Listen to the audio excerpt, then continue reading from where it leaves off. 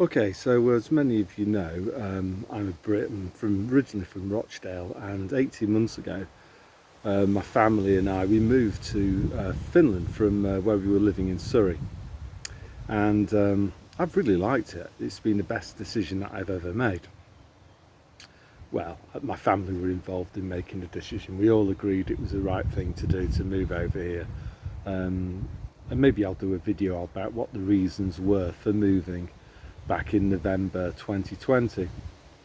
Anyway, I've probably been boring a friend of mine by constantly going on and on and on about how good Finland is and how much, in my opinion, how much better the quality of life is over here compared to Britain. So the other day, this guy emailed me and said, "Well, is there anything that you don't like?"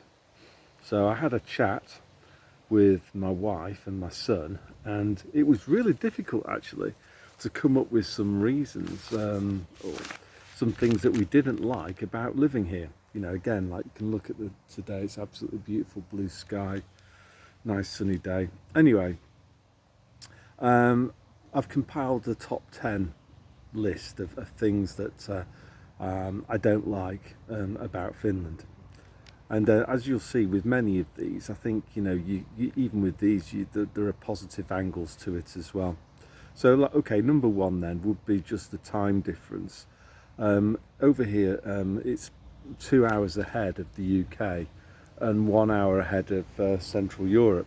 So I don't really understand that, given that in the summertime, like now, it's light for about 22 hours, and the other 2 hours are kind of twilight. So it doesn't really make, if you add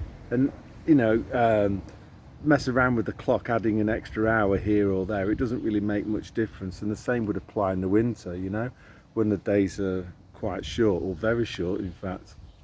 So that doesn't really seem to make much sense. And the only disadvantage from my point of view is that I like watching football, and it means that the games start at 10 o'clock at night here.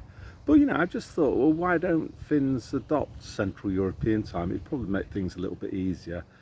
Anyway, that's the first thing. Second thing is, this is one of my son's points, is that he misses the super hot, spicy crisps that he could get in England. Apparently, you can't get really hot, spicy chili crisps in Finland. From my perspective, though, what I would say is that Finnish tastes are definitely evolving, and there's certain things that you can buy from the supermarket here that are really, really spicy, like particular types of sausage for the barbecue. So that was his point. My wife, the only thing that she said was, and she's Finn, that she got used to the layout of the supermarkets in the UK, and when we moved over to Finland, she found it difficult to find all the things that she wanted to buy. And I think one of the other issues was, over here in Finland, there's less packaging. So, for example, I just went and bought some tomatoes from the local supermarket, and basically the produce is just displayed unprocessed, unpacked. So you just pick your own, and you take as many tomatoes as you want, put them in a bag, go to a machine that weighs it, and it tells you what the price is, and you take that to the checkout. I also think as well, if my wife was being honest, there's probably fewer convenience foods here, and I think the Finns do a little bit more cooking from scratch, fewer pastes and sauces and that type of stuff. And the other thing that I like as well about the system here is that if I'm cooking to a particular recipe and I need, I don't know, 3 tomatoes, I can just buy 3 tomatoes. It's completely flexible, which is really good in terms of minimizing wastage. Okay, the fourth thing that's a problem here is mosquitoes. I'm in the back garden at the moment. It's quite lush, and basically there's a few flying around, but it's not a massive problem. When they land on you, just like slap it and that's it, it's gone. And in the summertime, I'll tend to hang out quite a lot at the beach, and there's no mosquitoes there because they don't like the salt water. And then the other thing as well, if you think about it, there are more insects here, and I think part of that is the fact that there's fewer pesticides used in farming here, which is actually great for the wildlife, in particular birds. You know, the feathered variety, there's like loads of them here, tons and tons and tons. So it's really nice to hear bird song, like, you know, practically all the time. Fifth one is weather. So you know, the climate. You get 4 seasons here. The winters are cold. You know, it was -degrees here this winter for probably about 12 weeks on the spin, and there's a lot of snow, and you have to go and clean the snow. But the thing about that is that you end up doing exercise. You know, clearing the snow away. And then in the summer, you know, the summer's short. Basically May, June, July, August. You know, in England you'd get some freak days where it'd be hot in April and still hot in September. So the summer here is like a couple of months shorter than it is back in England. But then the flip side of that is over here in Finland, you know, you can be sunbathing at 10 o'clock at night. Which I love actually, and also I can tell the Finns love it too, because things calm down here in the winter time. You might not see too many people about, and then during the summer months, like Finns, they just go absolutely crazy. There's in Pori, a few pubs, including a boat that's on the river, and you know, people will obviously go there for a drink. And there's like a mini boat that is a floating sauna, and it's probably about 6 meters off the river level, and you know, people just go in there diving off the top. They just go absolute, wearing not many clothes, if any at all. Well, everyone can see them. They just go absolutely crazy. So yeah, the weather, it's different. You know, you get big differences in temperature. It might be, you know, -20 in December and +30 in June. You know, a 50-degree temperature difference. Whereas in Britain, you know, it might be +14 in December and +24 in June. So that's that. Number 6 is the language. So I think this is probably one of the main reasons why foreigners like me in Finland are quite rare, in that the language is very difficult to crack.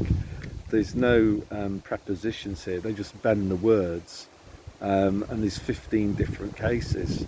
And you know, obviously, I've not mastered this language. I'm at the level of just ordering stuff, and I can basically make myself what I want. I can communicate, and most Finns, when I speak Finnish anyway, they reply in English anyway, which is a bit of a bummer, but you know, I appreciate it. And the other thing that I have learned about it is the Finnish language is inextricably linked to Finnish culture. You know, the way that Finns communicate, very sort of down to earth, matter of fact, very accurate in their speech. That's a direct product of the Finnish language. Number 7, there's no landlines here, you know, for telephones. So this is a product again of something that's distinctly Finnish, which is any new technological innovation, Finns will just enthusiastically embrace it and jump all over it. So there's no landlines here. So for a sort of a techno, I don't really like carrying a mobile phone around with me. It stays at home and it kind of acts as a de facto landline here, but you know, yeah, and the banks have gone a little bit more down the route of closing branches here. To actually go and see somebody in a bank, you actually need to make an appointment. Number 8 is, if I say it, salmiakki, so Finns will know what that is. I would just say why. So it's this salty, sweety kind of snack, and it has a very distinctive taste. It's sort of like licorice-ish, and yeah, Finns do all sorts of stuff with it. They have the conventional sort of candies or sweeties, but they'll even have like salmiakki ice cream or salmiakki vodka. You know, it's just I think they do it as a bit of a joke, really.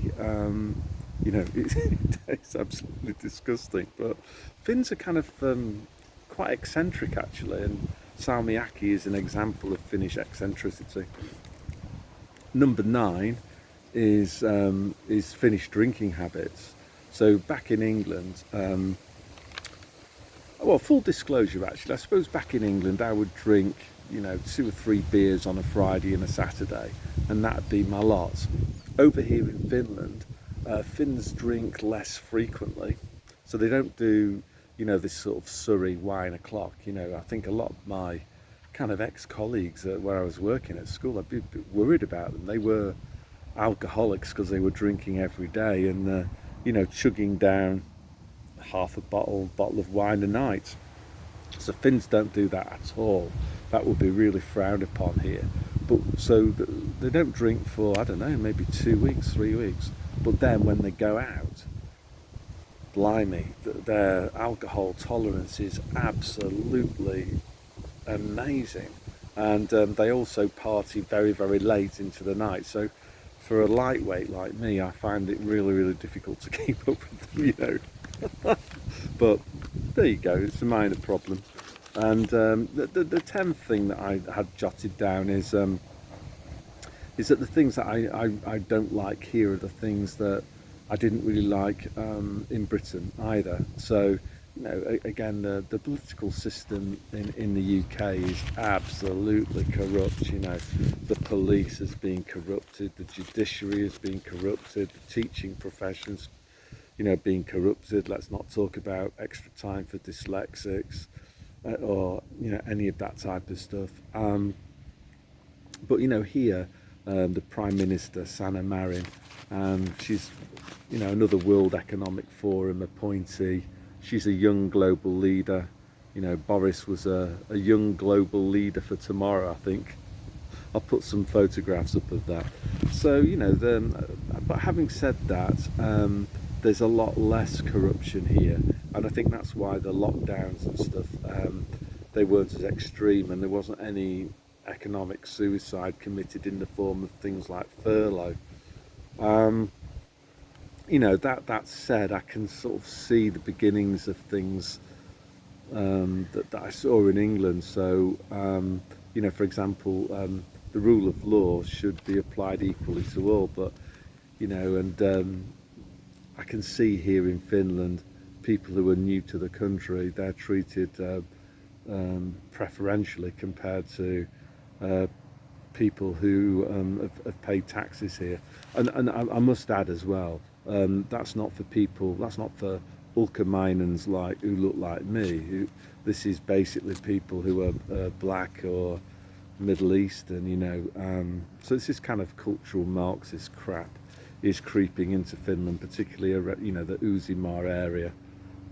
Whereas, you know, over here in Pori, things are still a little bit more civilized. And I think also as well, Finns have still got guns, there's gun ownership here, and they do seem to be a little bit more awake as to what's happening. You know, I know loads and loads of people here who didn't attend the Britney Spears and the Boosters concerts.